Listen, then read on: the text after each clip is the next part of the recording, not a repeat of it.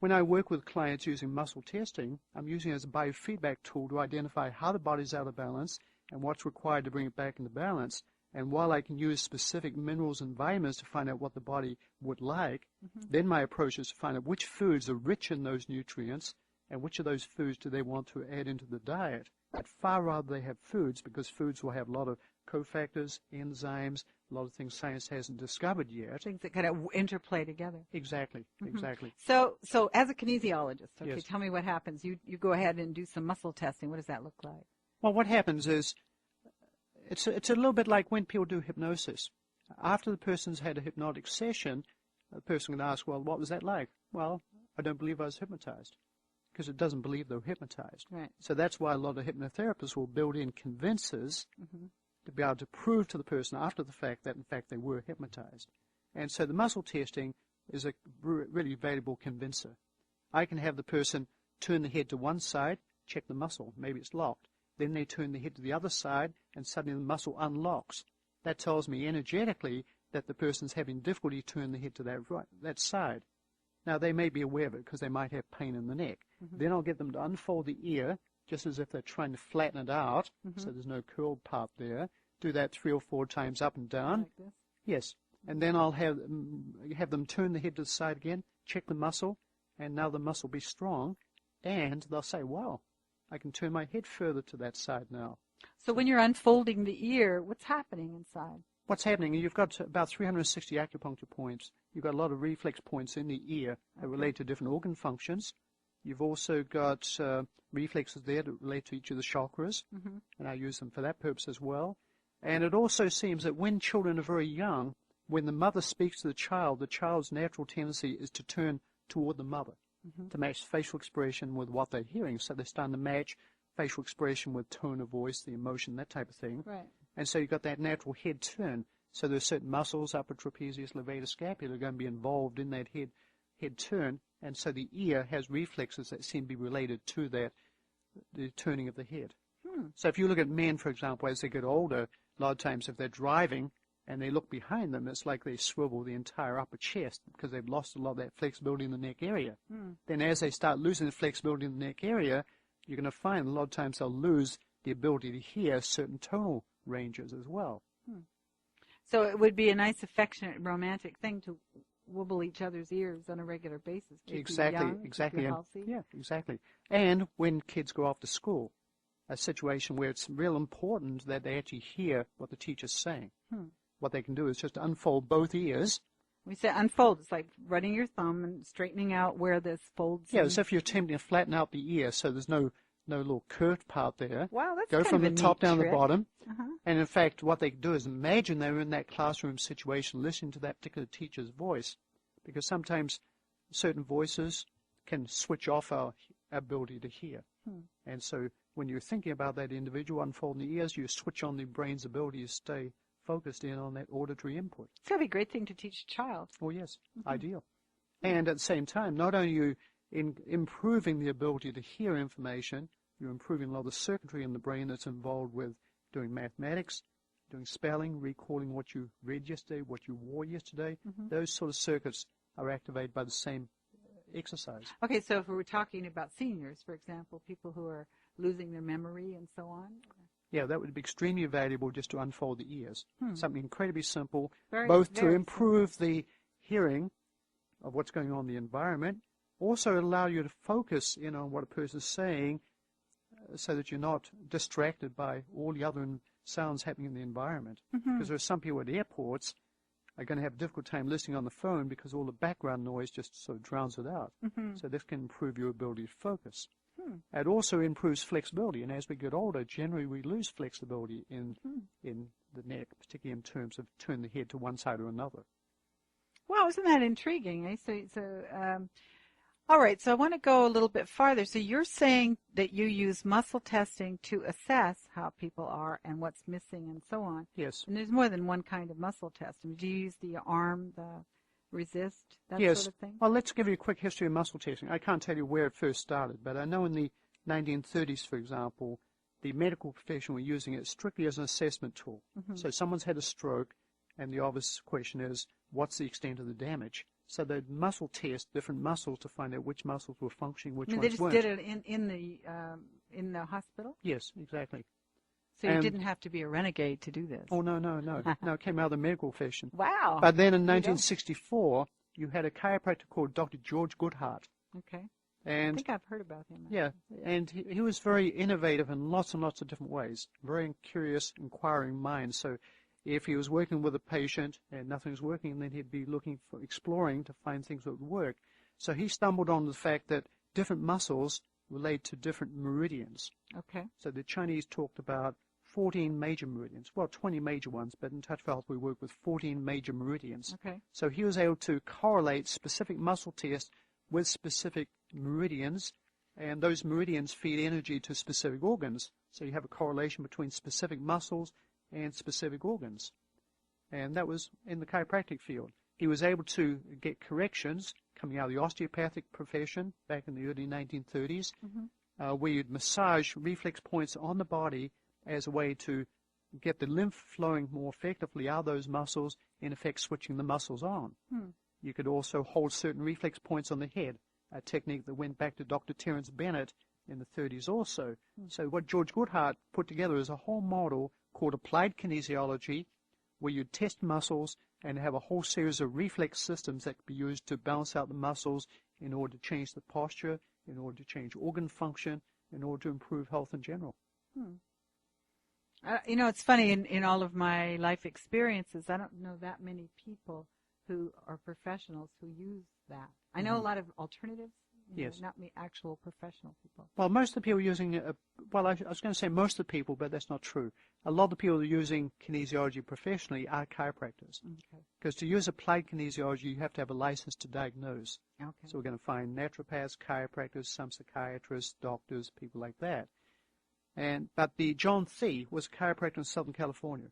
Got exposed to George Goodhart, and over a period of time realized, well, this is not only fascinating material, it can bring about quite profound changes quite rapidly, and it's relatively simple, a lot of it. So he packaged some of it, called it Touch for Health. And this was applied kinesiology packaged in such a way that it could be made available to the lay person. And he combined it with an energy model. The idea is you test muscles related to different meridians. By balancing out the muscles, you're balancing out the meridian energy flows in the body and getting all the positive results you can get by balancing out the meridian system. With that system would, yes, exactly. would work better. So tell me this, how does it work for psychological stuff? So when you use kinesiology, can you improve people's... oh, yes. That's the area I specialize in. Bipolar. Oh, really? Yeah, because I love that particular area. I mean, I'll have people... I'm pretty fascinated by it. Yeah, I'll give you some examples. I had one person come in, and he had muscle spasming out of control all over his body. And I found out what had happened. He'd had an argument with his girlfriend just before she flew out of Seattle for another state. And then soon after she landed, she had a head-on collision with a drunk driver and was killed. Oh, my.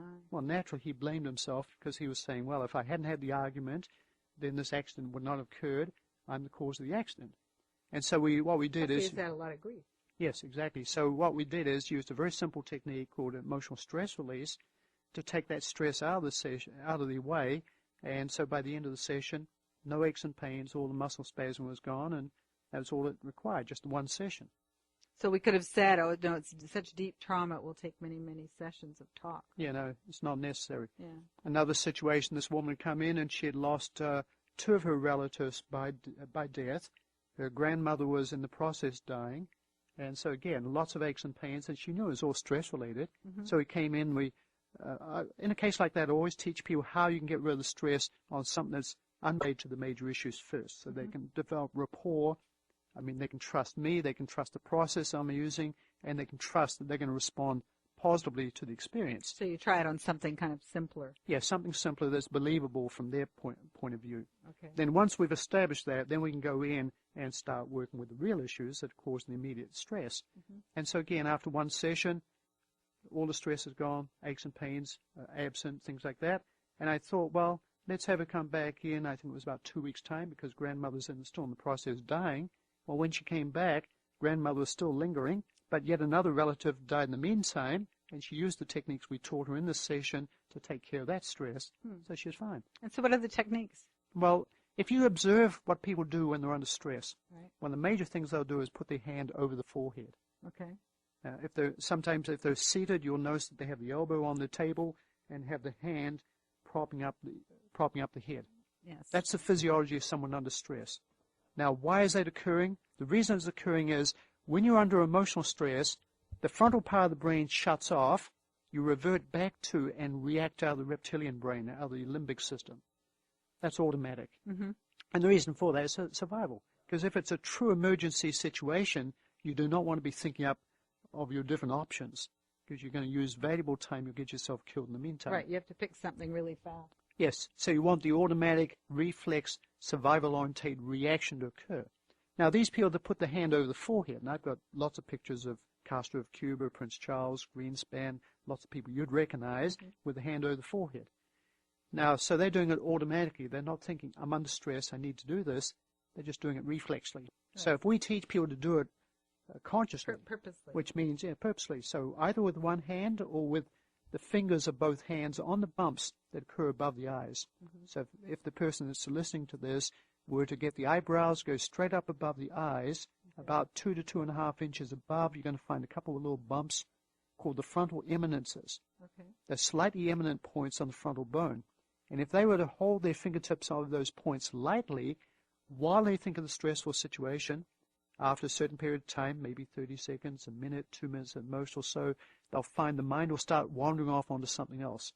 When they get to the point that the mind wanders off onto something else, that's one of your best evidences that the immediate stress is off that situation. The control of the brain is back in the frontal lobes. So what's happening when you hold these 2 points physiologically, apparently, is you're pulling the blood supply back into the frontal lobes of the brain. Once the blood supply is back there, you've got the glucose, you've got the oxygen, you've got the fuel available, and that part of the computing system is booted up again. Excellent. I want to say several things. One is, for example, if people are iodine deficient. Yes. Or if children are born with ADHD because of specific deficiencies, can this kind of work improve their metabolism at such a rate that they don't need to be suffering from the deficiency? You know what I'm saying? Is like, can the body reorganize and replace something that was missing? Or do you need to have an awful lot of it seems to me there's an awful lot of supplementation required as well to fix things up.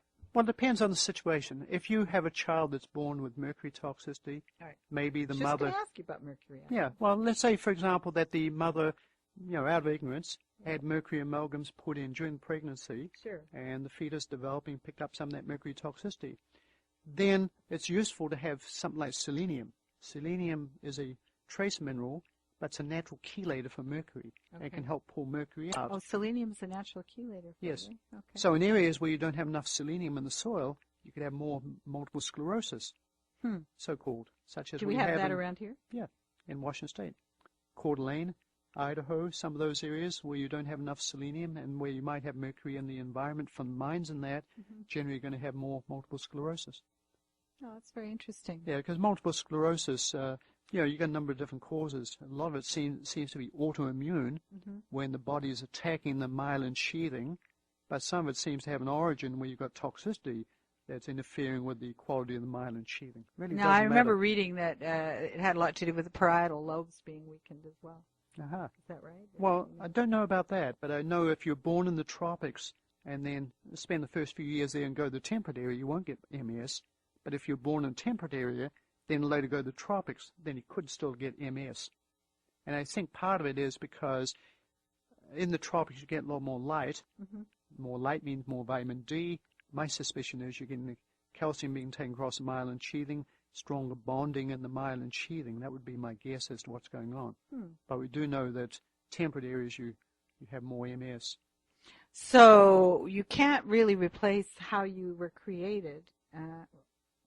Where am I going with this? Well, I think what you're saying is if you were born into this world with heavy metal toxicity, yes, you can. It's a bit of a process.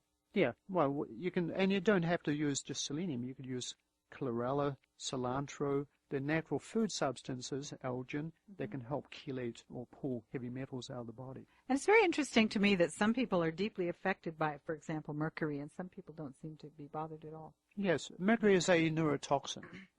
However, there are some people sensitive to it as well. Mm-hmm. And that's a little bit like having an intolerance to a food item versus having an allergic reaction. If you have an intolerance, it means you can handle it maybe 3 days out of 4, but if you had 4 days in a row, then the body would have a reaction. But if you have an allergic reaction to something, you can have a reaction to the smallest amount of something. And you can actually, with the work you do, desensitize people from an allergic reaction, right? Yes, because it's not normal to be allergic to things. So if someone comes in to me and they're allergic to something, that tells me their body's out of balance. I should be able to track down how their body's out of balance and balance it out. Very often it's an emotional base, isn't it? Oh, yes. A reactive base. If you look at ADD, ADHD, right, those are essentially American conditions that are spreading, starting to spread around the world. They're starting to spread around. Yeah, if you look at use of Ritalin, which is an amphetamine that speeds up the system, at least 90% of the usage of drugs like this is in America. And I teach in 23 countries. As I go around the world, what I'm finding is that as the American way of eating, with a lot of fast foods, less nutrients in the food supply, the rest of the world is going the same way. The rest of the world is getting fatter, for example, as I won't mention the names, as fast foods go into those cultures. We see it in Australia, we see it in England, we see it. And if you look at autism, where is it most common? The last figure I heard of in America, it was, I think it's 1 in every 150 children in the United States right now. It's getting ridiculous, isn't it? Yeah. It's just getting ridiculous. And there's a lot of it in Australia, there's a lot of it in England. And do you think it's nutritional, or do you think I think it's actually a combination. Toxicity of metals? I think it's a combination. I'm a geologist by background, so I go with the canary analogy. If you have a coal mine, they would have canaries in cages. When the canary flopped off the cage, that was time for the miners to get out. It meant there wasn't enough oxygen to support the canary. Therefore, it was good, smart, it's wisdom for the miners to get out because they were going to be next. If you look at the human population, we're the canaries. They're going to be the very young and the very old.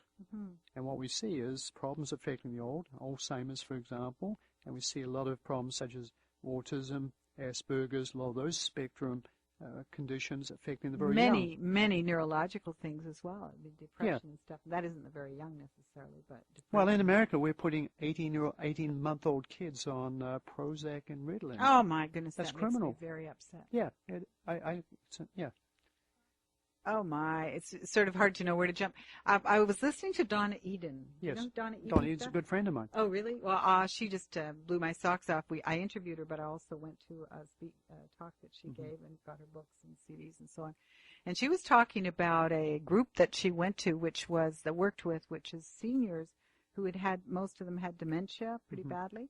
And after doing energy work and tapping and all that kind of stuff, they were all able to cognitively handle probably their death. I think she said pretty much all of them were on their way out. And that didn't stop that, but it did help them to leave, like to reconnect before they left and so on. I think that's pretty fascinating. How would you explain that? I think there's some very simple things that can be done to greatly improve quality of life in the final stages. There's one study, I didn't get a reference to it, but just completed in England, where they decided to put these seniors on to quite a lot of water. And they had all number of conditions resolve themselves, doing nothing else. Nothing but water. Yes, exactly. Because as we get older, we become dehydrated. As we become dehydrated, the body doesn't function as well. Someone, Don Tolman, attended a lecture he gave once. He talked about taking 6 people with Alzheimer's down to Arizona, brought 4 of them back free of Alzheimer's. Just putting them out in sunlight and drinking them water, juices, good food supply. Yeah, so I think some of these things are So you have the reversible. regeneration of health, and you also have water, and then you have nutrition? Yes, and there's some very simple things you could do from a physical perspective too. As people get older, one of the things that happens, they often run into knee problems in particular. Right. And for a long time they didn't know what came first. Was it the weakness in the quadricep muscles or the knee problems? They've now decided, this was a study at one of the universities in Iowa, that the problem occurs with the muscles first, and because the quadriceps become weaker, then the kneecap doesn't track as well, so it starts wearing out the joint. And it'd be very simple to go into senior centers and teach them how they could massage right along the base of the rib cage which is a neurolymphatic reflex that helps switch on the quadricep muscles. Yeah, Donna Eden talks about that quite a bit, doesn't she? Yeah. Yeah. And I know it works. In Eugene, when I was down Well, there. they let you do it. Well, I'm sorry I interrupted you, but sometimes I wonder about being able to go in and do that sort of well, thing. I'm a massage therapist, so I could if I was invited to. Yeah, Okay. not a problem. But what I would like to do is teach people to take self-responsibility and do it for themselves. Mm-hmm. And I know it works because, for example, in Eugene, when I was down there, I decided to train and run a marathon. Mm-hmm. And this was a flat course Nike marathon. And my goal was Wayne, I'm running a marathon on September the 9th in under 3 hours. Started training at the end of January. Up came another marathon May the 6th. And I thought, well, I'm fit enough. I could run this one. So I changed, and the goal was to run that course. But it was on a hilly course. I trained for a flat marathon, so I hadn't done any hills. Oh, my. So 6 miles from the end, you had all these hills. I broke down to a walk, and I thought, this is crazy. I've got no energy. I'd hit the wall. Then I suddenly remembered, well, I know what to do. And I just massaged along the base of the rib cage. Base of the rib cage? Yeah, Okay. base of the rib cage, switched on the quadricep muscles, and within a minute I was able to break out and to run again and finished in 32nd position. Wow. In 2 hours 50. Wow, great. And so I know that works because I used it under those circumstances. Now, Wayne, you said something interesting. You said switched on. Yes. Okay. So is that just, how would you explain that? Is that just like triggering the energy flow so that the Well, muscles what happens, are rejuvenated? because I'd been running hills right at the end, I wasn't used to it. I must have accumulated a lot of lactic acid in the muscles, and the muscles said, well, forget this. And they just refused to function. Just the same way as when you have a severe cold or the flu, you have this achiness through the muscles and you feel very weak. Right. Now, the potential muscle strength is still there, but all the toxins are interfering with the effectiveness of the muscle response. So when you're doing this massage below the rib cage, you're actually What you're doing is allowing the lymph detoxifying. to take the waste products out of the muscle, Okay. and so then the muscle can switch on and perform as it should. So them instead of trying to carry out the garbage is gone. Yes, exactly. And so it makes a big difference. The point is, we could train people to teach seniors how to do this. Yeah, I like that idea. And so far fewer of them need to end up with their knee problems, you see. And memory problems. Yes. Tell me about when you talked about using this. Putting the fingers up on the frontal eminences as a way to get rid of stress. But the first thing I would do is, if the goal is to improve memory, is make sure they're drinking adequate water. Okay. Because one of the major parts of the body that needs water is the brain. And so when you become dehydrated, the brain is one of the first organs that's going to malfunction, which means confusion, difficulty remembering things. Mm-hmm. And so the first thing you need to do is get more water supply, more fluid into that brain. So many of us believe, or I don't know if I believe it yet, but I know many, many people who do, that you just keep losing memory as you get older. So there's that belief structure running around in our society as well. Well, there are also a lot of people in their 90s that have very agile, sharp minds right up until the day they die. Mm-hmm. And I'd prefer to say, hey, I'd rather join that crowd. Yeah, me too. Yeah. So any other exercises you can teach us? This, what did you call these? The Frontal eminences. Those frontal are the bumps. eminences. Those are the bumps up above the eyes. Right. Another one, there is sometimes under stress, people will get directions confused. They'll mix up lefts and rights. Mm-hmm. Maybe they can drive around country roads fine, but when they get into a big city with several lanes of traffic, then someone says, well, go up to the next intersection and go to the left, and they want to turn right, because under stress, they're mixing up lefts and rights. Or I see it as a massage therapist. I'll ask a client to lie on their back, so I can do the kinesiology, and they'll lie on their front. They'll transpose front and back. Mm-hmm. Now, when that's happening, the neurological system of the body is switched. Things are backwards. And one of the ways to prevent that, or to correct it, is to put one hand over the navel, run the fingers along the collarbone until you get to the inner ends of the collarbone. Okay. And so, at the base of the neck, you have a little hollow called the suprasternal notch, just above the breastbone. Okay. You find the two ends of the bone there, and just drop down immediately underneath and slightly to the outside. You'll find two hollows. Right. If you massage those points, those are acupuncture points called kidney 27. Okay. The 27th, it's the end point on the kidney meridian. And by stimulating those points, you can help balance out the electrical system, the neurological system between left and right sides of the body. Because that's when you get switched, most of the time we're going to mix up B's and D's, P's and Q's. Lots of little kids that are struggling with spelling actually have switching going on in that lateral dimension. So you would do this even with little children. I'm busily doing my own. Yes, class, exactly. Yeah. Particularly when kids are in school, it's quite a stressful environment. They're away from home. You've got a bit of separation anxiety going on, new learning environment, body in the classroom, things like that. So a lot of them get stressed and swished. And if they massage these points, that can help decrease the chance they'll be swished. So less likelihood that they'll misspell, mishear things. And also with the hand over the navel, you can massage below the lower lip and above the upper lip. This is the end of the central and the end of the governing meridian, respectively, and that helps balance out any neurological problems that might be occurring in the vertical dimension. Then if the person were to massage right at the base of the tailbone with the other hand over the navel, you also help them to balance out the front-back dimension. Okay. Because we have 3 physical dimensions, and you can have this neurological switching occurring in any 1, 2, or 3 of those dimensions. Well, you know something? I was given an article by, I think, Lynn Namka. Do you know her? No, I don't. Well, she's from Tucson. But anyway, she was writing that something to do with this kind of thing and switching because of financial difficulties. Oh, yeah. If you want to talk a bit about that, it's pretty interesting, too. Well, what happens under emotional stress, the body short circuits. And one of the major things, the frontal part of the brain shuts down. We revert back to and react out of the reptilian brain.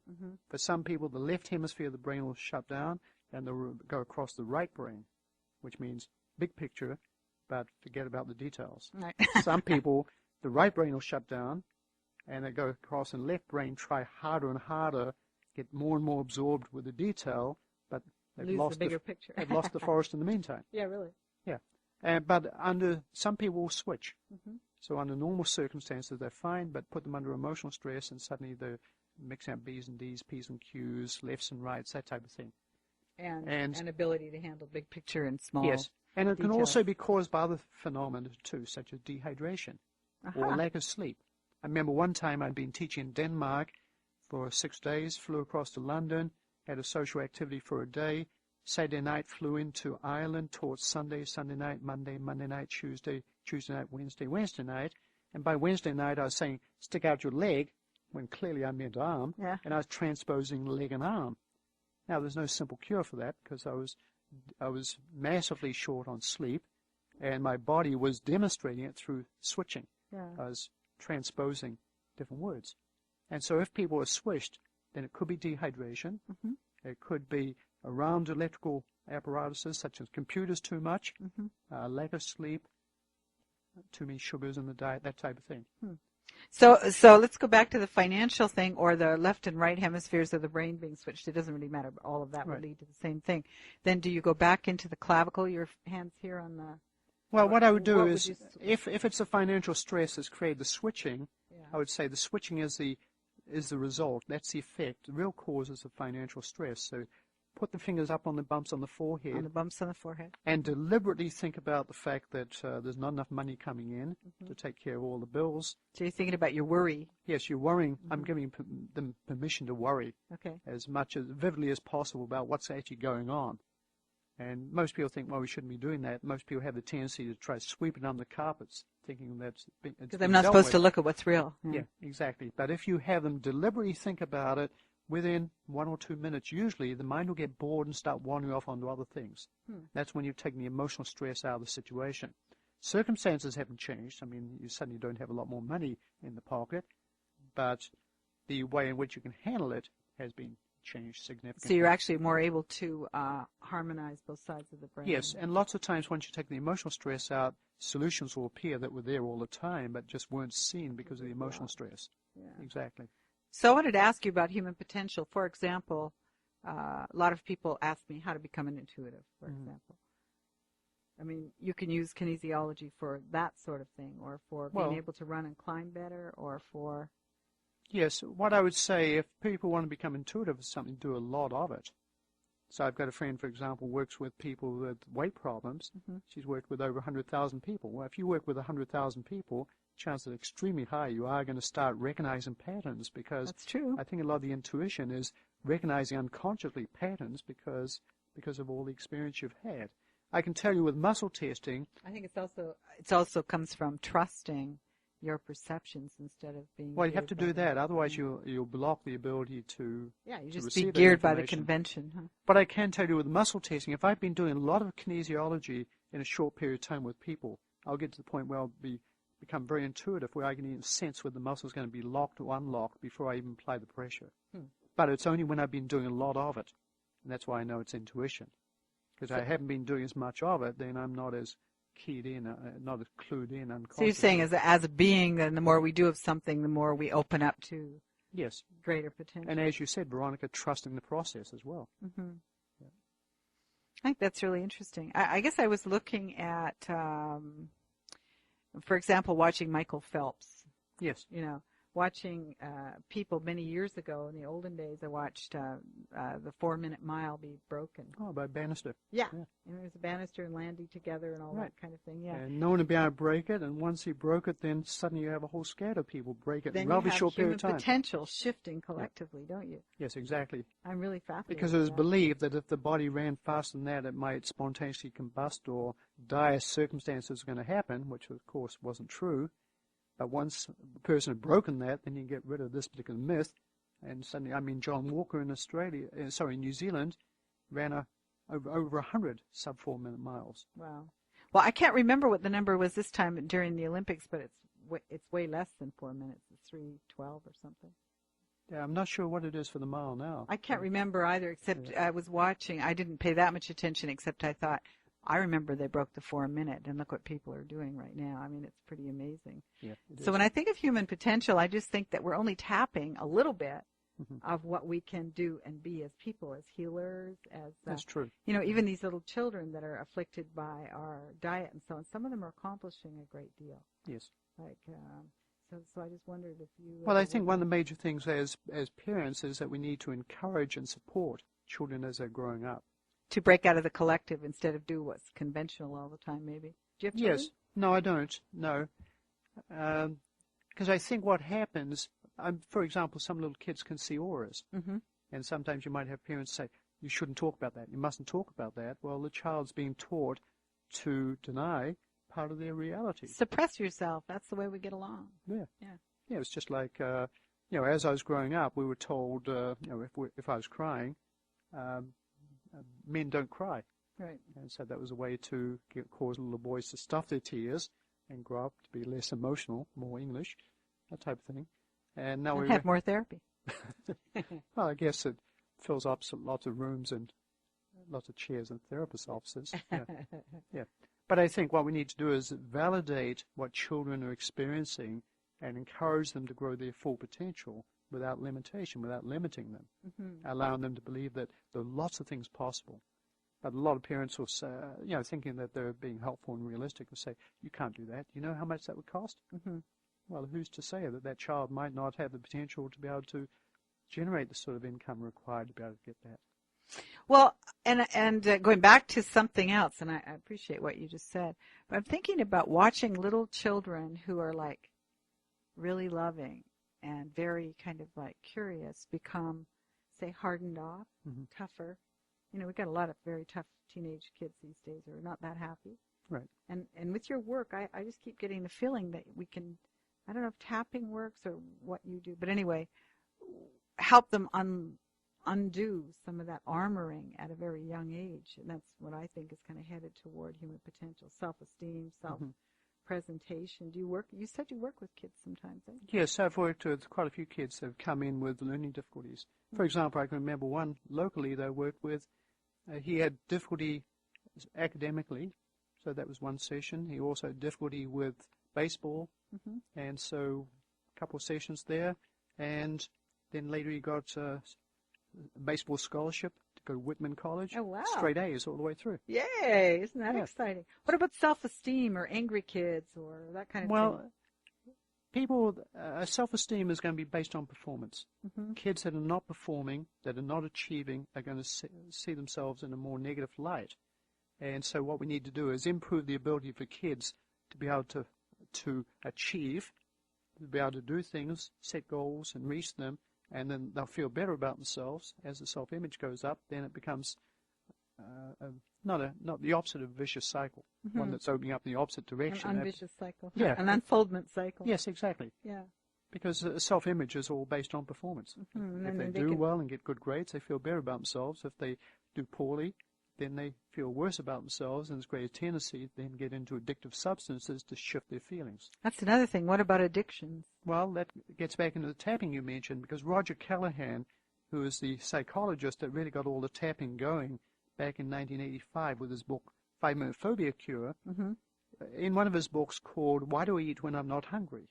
His basic premise is one of the reasons that people eat when they're clearly not hungry is they're using food as a drug to tranquilize their feelings. Mm-hmm. So he says underneath that addictive drive is some anxiety. If you have the person focusing on the anxiety while they're tapping on the bony ridge immediately below the eyes, Right here?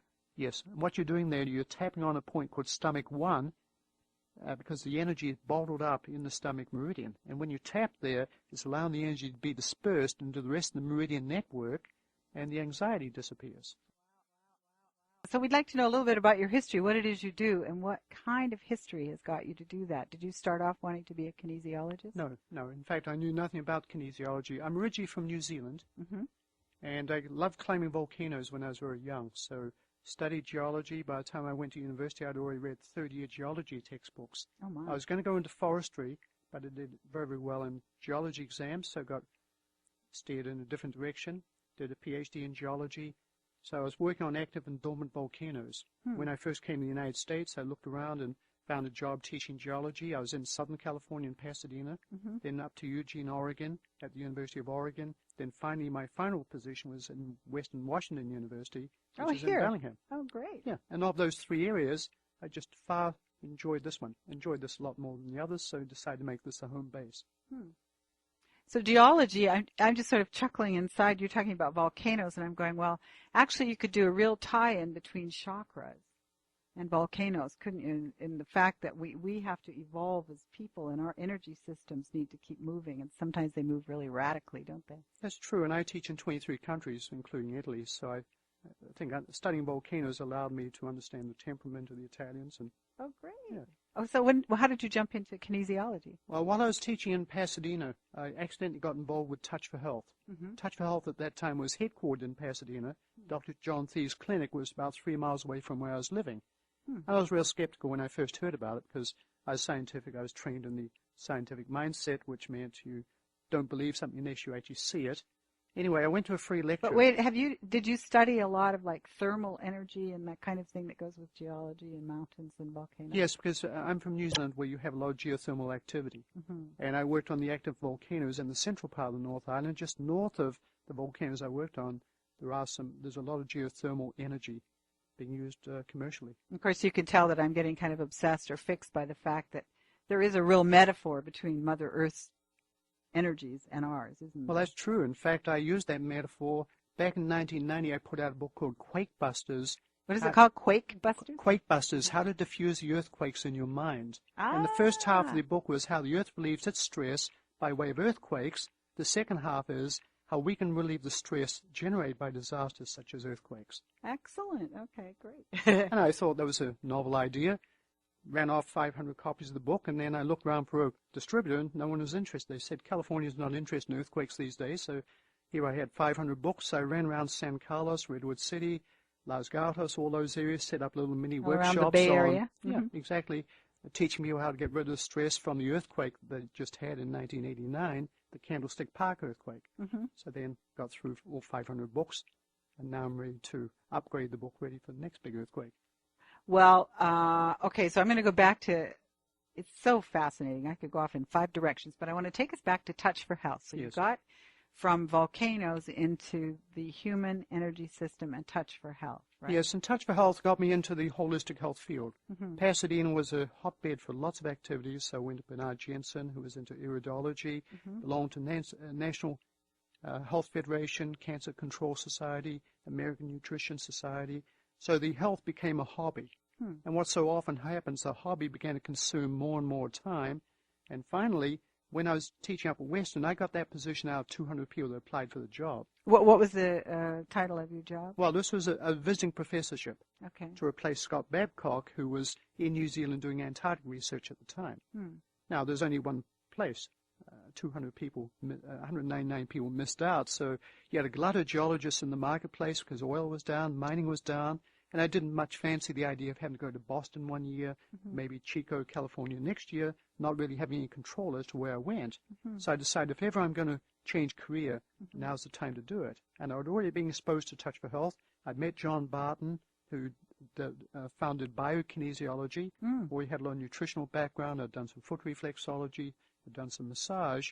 So I trained with John Barton full-time for 3 months at the Biokinesiology Institute and decided to settle in Bellingham. So what did he teach at the Biokinesiology Institute? Was it subtle energy flows in the body? Yes, what really impressed me about John was that he could take muscle testing, and once you found the muscle out of balance, he could balance it with regular foods, amino acids, cell salts, vibrational medicine like Bach-flower remedies, with color, acupressure points, with emotions, physical corrections.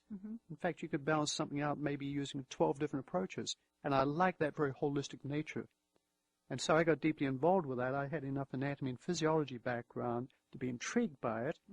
And so that became my major focus. Plus, you're also a climber, aren't you? Yes, I am. And so you kind of have to keep your physiology tuned. You have to pay attention to that as well. That's true. And geology, I haven't given it all up because there's a particular area in geology that fascinates me called medical geology, where you're looking at health problems in terms of trace element deficiencies and toxicities.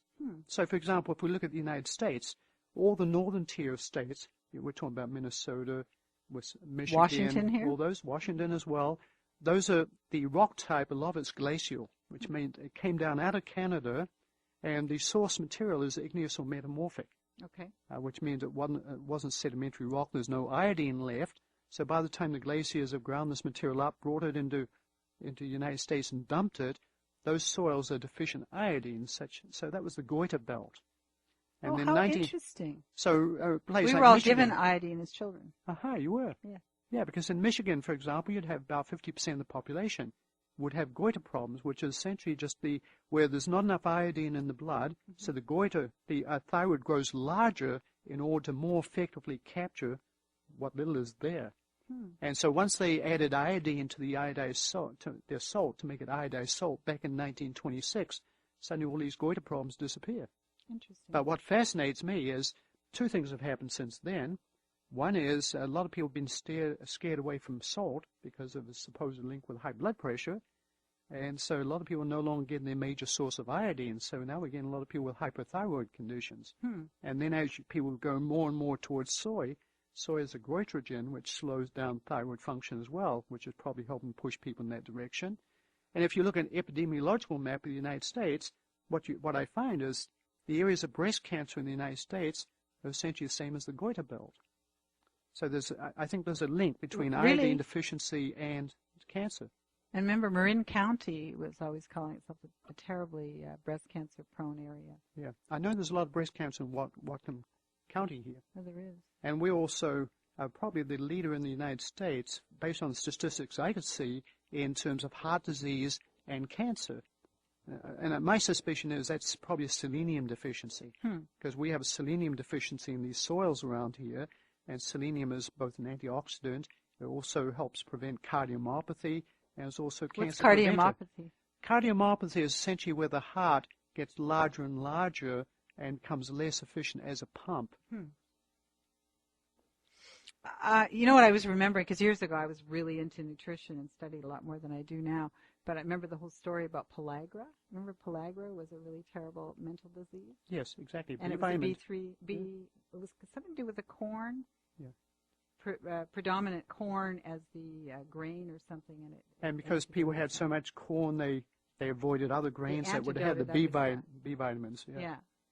That was very interesting. So it's kind of like that, eh?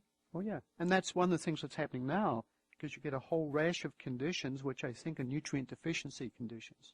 So tell me what that is. Like, for example, I asked you about children earlier and the new children and so on, and you said something pretty interesting to me. Well, I unfortunately, I can't remember the authors' names, but this book has just become published April 30th of this year, 2008. Okay. And the two medical doctors that authored this particular book are saying that right now in the United States, 1 in every 2 children is being born with ADD, ADHD, allergies, asthma, or autism.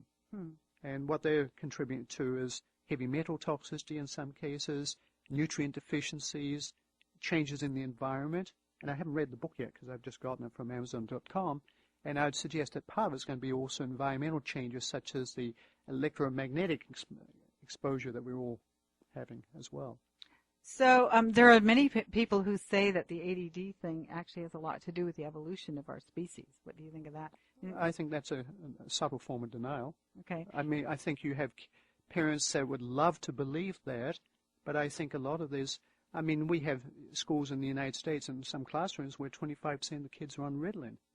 Now, they don't have Ritalin deficiency. If you don't have enough iron and certain other minerals, then you're not getting the amino acids breaking down and, well, being built up to give you the right sort of neurotransmitters. Right. So if you don't get enough adrenaline, well, epinephrine and norepinephrine, it may be because there's not enough iron in the diet, which is a limiting factor.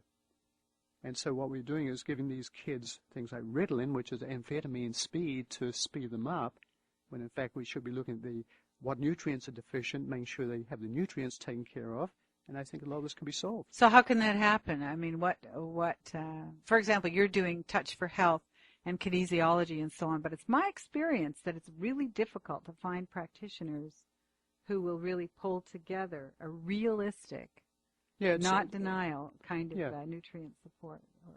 Yeah, part of the challenge is that a lot of people in the field don't have enough nutritional background. And then when you do work with nutrition, then you have to be careful that you're not accused of practicing medicine without a license as well. So it's kind of suppressed in this country. Yeah. And in New Zealand? New Zealand's a lot more open. Yeah. Certain countries are more closed. Switzerland's more closed. Pharmaceutical industry has a lot of power there. And so a lot of the kinesiologists are too afraid to even work with nutrition. And I think it's unfortunate because when I work with clients using muscle testing, I'm using it as a biofeedback tool to identify how the body's out of balance and what's required to bring it back into balance. And while I can use specific minerals and vitamins to find out what the body would like, then my approach is to find out which foods are rich in those nutrients and which of those foods do they want to add into the diet.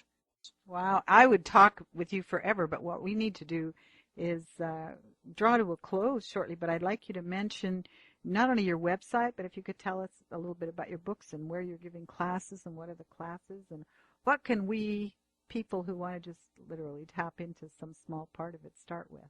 Right. Well, first my website is www.wellnesskinesiology.com. Now, kinesiology is K-I-N-E-S? Yes, IOLOGY.com. That's my website, and that'll tell people where I'm teaching in the world, because I currently teach wellnesskinesiology.com. Yeah, because I currently teach in 23 countries. I'm on the Not road at the same time. No, but can't even tap that. First 6 months of last year, I had 36 flights, so wow, on the road a lot. I do have a number of books out. One of them is Success Over Distress. That's a nice one to start out because it doesn't assume any prior muscle testing background.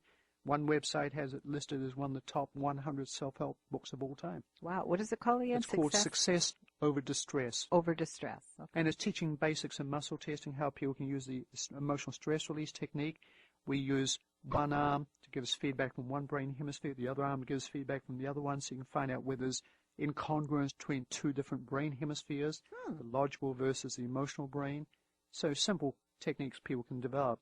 I do teach a number of workshops. I've got the next one's coming up in Bellingham right at the end of October, Stress Release 1, 2, 3, where we're teaching people different simple ways to get rid of stress in general, to identify unconscious blocks that they might not be aware of. And you're doing that with tapping and so on? The Stress Release 3 gets into tapping.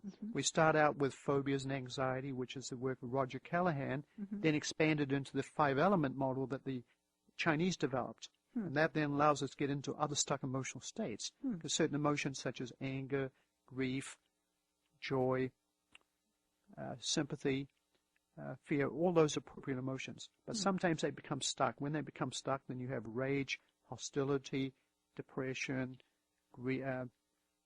mournfulness, things like that. And once you identify where the energy's stuck, and muscle testing is the fastest way to do that, then you tap on the ends of specific meridians, free up the energy, and you free up the emotional state at the same time. We're talking about within minutes. So this is a 3-day course that can get people attuned to... Yes.